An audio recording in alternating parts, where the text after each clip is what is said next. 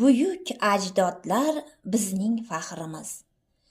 Bizning yurtimiz buyuk alloma, sarkarda, shoir va mutafakkirlar vatanidir.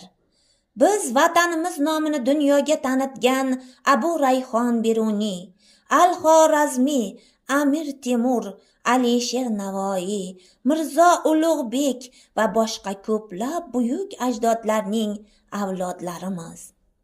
Al-Xorazmiy o'z zamonasining buyuk matematiki bo'lgan. Sharqda dastlabki globuslardan birini bobomiz Abu Rayhon Beruniy yaratgan. Abu Ali ibn Sino bobomiz tibbiyot ilmi rivojiga ulkan hissa qo'shgan. Bobolarimiz qilgan ishlarni biz ham davom ettirishimiz kerak.